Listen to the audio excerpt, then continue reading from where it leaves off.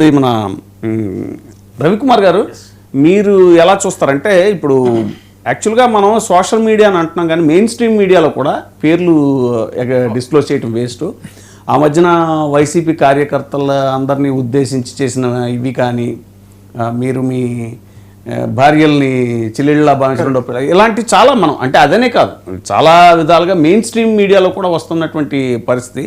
అసలు ఎలా చూడాలి దీన్ని అసలు ఈ కైండ్ ఆఫ్ ఇప్పుడు భారత ప్రజాస్వామ్యం ఎంత గొప్పదంటే అండి, ప్రపంచంలోనే అత్యంత గొప్ప డెమోక్రసీలో భారత్ ఫ్రంట్ రోలో ఉంటుంది, నంబర్ 1గా ఉంటుంది. ఎందుకు నేను చెప్తాను, మీరు ఎవరైనా విమర్శించవచ్చు సహేతుకంగా, మీరు ఈ ప్రభుత్వాలను విమర్శించవచ్చు, ఈ ప్రభుత్వాలని ప్రశ్నించవచ్చు, ఈ ప్రభుత్వాన్ని దూషించవచ్చు, ద్వేషించవచ్చు.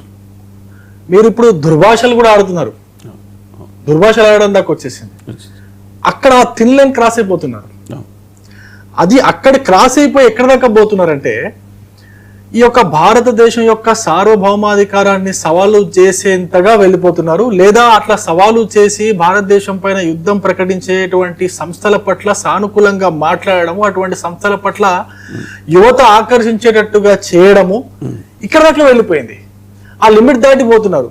ఇంకా ఎందుకంటే ప్రభుత్వానికి కూడా ఎక్కడైనా కానీ ఆ లిమిట్ దాటిపోతున్నప్పుడు ప్రభుత్వానికి తగిన ఆధారాలు దొరికినప్పుడు దానికి తగిన సెక్షన్స్ పెట్టాలా వద్దా అనే ఆలోచన కూడా అనేక కోణాల్లో చేసిన తర్వాత కానీ ఆ సెక్షన్స్ లో కేసు పెట్టాల్సిన పరిస్థితి రావట్లేదు. అప్పటికి కూడా పోలీసులు అన్ని ఆలోచించుకొని వెనక ముందు చూసుకొని అరే ఇది కరెక్టా కాదా పెడితే రేపొద్దున కోర్టులో, ఎందుకంటే యుఏపిఏ లాంటి చట్టాలు అమలు చేయాలంటే అటువంటి సెక్షన్స్ పెట్టాలంటే పోలీసులు కూడా ప్రాథమిక దర్యాప్తు, ప్రాథమిక ఆధారాలు వాటన్నిటిని ముందు కొలెక్ట్ చేసుకున్న తర్వాత పెడితే కానీ పోలీసులు కూడా సురక్షితం కాదు. పోనీ చిన్న ఏదైనా ఇన్ఫర్మేషన్ మిస్ అయినా కూడా కోర్టు వెంటనే ఆ పోలీసులను సస్పెండ్ చేసే అవకాశం ఉన్నది అనమాట. అంత పకడ్బందీగా ఈ చట్టాన్ని రూపొందించుకున్నాం.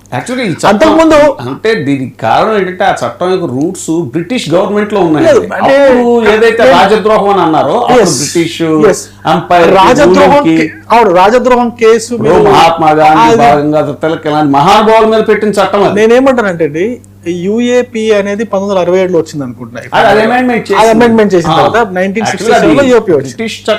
దాని తర్వాత టాడా వచ్చింది, దాని తర్వాత పోటా వచ్చింది. ఇప్పుడు ఆ పోటానే మళ్ళీ 2002లో అదే యూపీఏ గవర్నమెంట్ లో యాక్టివిటీస్ కింద చేశారు. టెర్రరిస్ట్ అనే పదం కాకుండా ఏదైతే దేశానికి వ్యతిరేకంగా పనిచేస్తారో అటువంటి సంస్థలు కావచ్చు, అటువంటి వ్యక్తుల్ని కూడా చేర్చే విధంగా యూఏపీని అమెండ్ చేసి 2020 మన మోడీ గవర్నమెంట్ లో దాన్ని అమెండ్మెంట్ చేసి పెట్టేశారనమాట. అందులో మీకు ఎక్కడ కూడా ఎవరు అంటే తప్పుడు కేసు పెట్టే అవకాశము లేదు, తప్పుడు వ్యక్తుల్ని అరెస్ట్ చేసే అవకాశం లేదు, తప్పు చేయని వ్యక్తుల్ని అరెస్ట్ చేసే అవకాశం కూడా లేదు. ఇప్పుడు ఈ ప్రశ్న ఎందుకు వచ్చింది, ఇప్పుడు యూఏపీ అనే ప్రశ్న ఎందుకు వచ్చిందంటే ఇప్పుడు ఈ వ్యక్తి చేసిన వ్యాఖ్యలు ఏదైతే ఉన్నాయో అది కూడా ఎప్పుడో నవంబర్లో గత సంవత్సరం నవంబర్లోనో అక్టోబర్లోనో చేసిన వ్యాఖ్యలు అనుకుంటా. అవి ఇప్పటి వరకు కూడా బయటికి రాలేదు. ఇప్పుడు అనర్ట్ అయిన తర్వాత వాటి వెనక ఉన్నటువంటి ఉద్దేశాలన్నిటినీ కూడా సమగ్రంగా నివృత్తి చేసుకున్న తర్వాత చూడండి, అక్టోబర్లోనో నవంబర్లోనో ఆ వీడియో పెడితే దాని తర్వాత తన యొక్క కన్సిస్టెంట్గా అయితే వీడియోలు పెడుతున్నా ఆ కన్సిక్యూటివ్ వీడియోస్ అన్నిటిని కూడా చూసిన తర్వాత ఒక కొలిక్ వచ్చిన తర్వాత ఆ కేసు పెట్టాల్సి వచ్చింది. దీంట్లో ఎటువంటి నేనేమంటే వేరే ఉద్దేశం లేదు, ఏది కనిపించట్లేదు అనేది మనకు చాలా స్పష్టంగా అర్థమవుతుంది.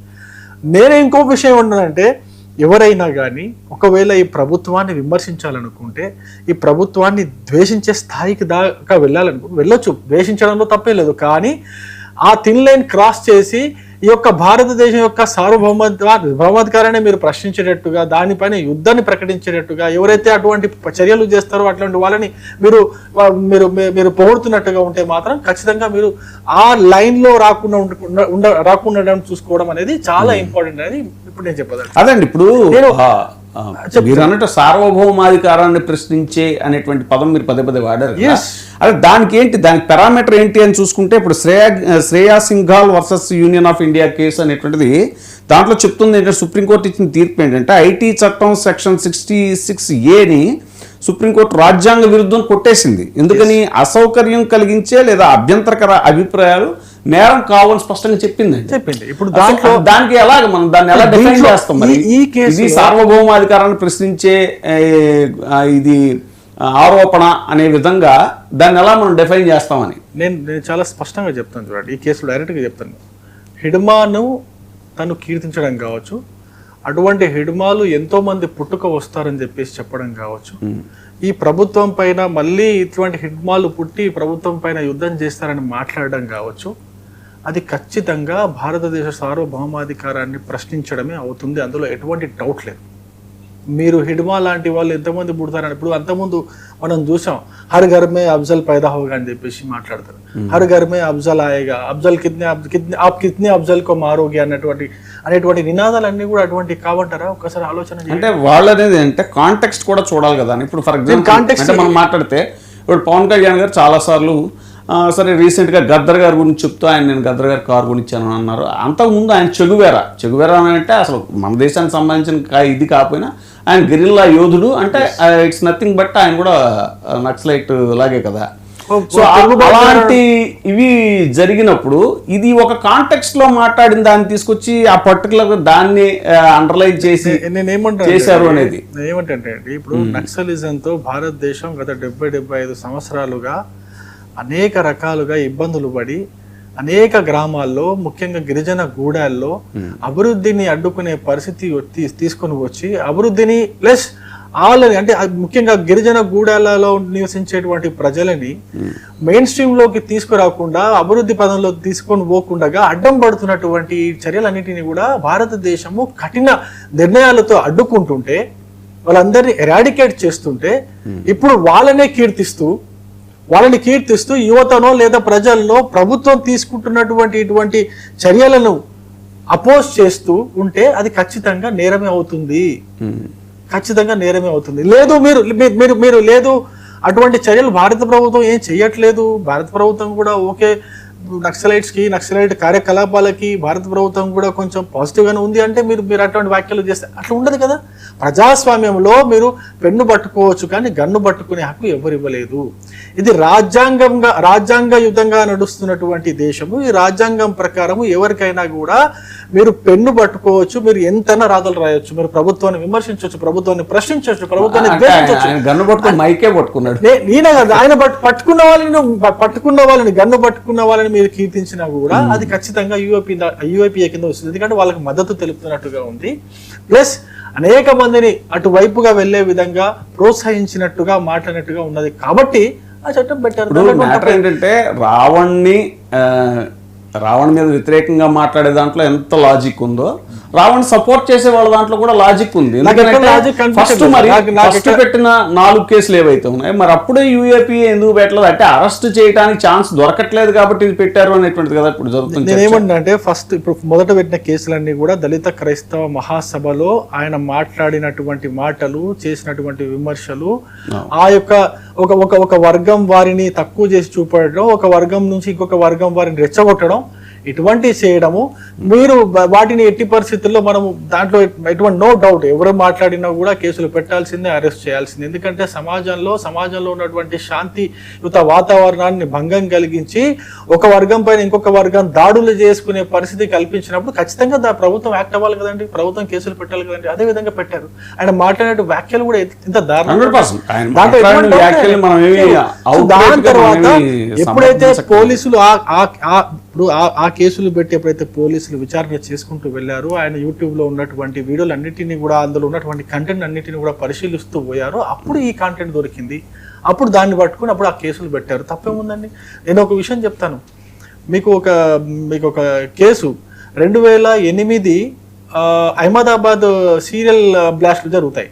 అహ్మదాబాద్లో, గుజరాత్ రాష్ట్రంలో సీరియల్ బ్లాస్ట్ జరిగినప్పుడు దాదాపు 49 మంది చనిపోతారు. ఆ బ్లాస్ట్లు కూడా ఎక్కడ జరుగుతాయి అంటే హాస్పిటల్లో బ్లాస్ట్ అవుతాయి.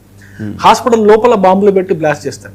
హాస్పిటల్ లోపల బ్లాస్ట్ చేసిన తర్వాత అటువంటి సీరియల్ బ్లాస్ట్లే అంతకుముందు బెంగళూరులో జరిగింటే, అంతకంటే ముందు మహారాష్ట్రలో జరిగింటే. అదే సంవత్సరం 2008లో నవంబర్లో ముంబై అటాక్ అయ్యింటది.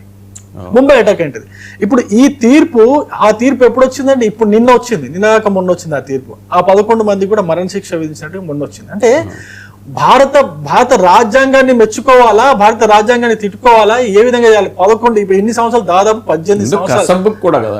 అదే అంటాడు, 18 సంవత్సరాల తర్వాత నిన్ను అంటే చంపిన వ్యక్తులు అందరూ దొరికిన తర్వాత కూడా వాళ్ళ యొక్క వాదనలను కోర్టుల ద్వారా వినిపించుకోవడానికి ఇంత అవకాశాలు ఇచ్చింది కదండి భారత రాజ్యాంగం. ఇంతకంటే మంచి అవకాశం ఎవరిస్తారండి? నాకు ఏ దేశంలో ఉంటుందండి?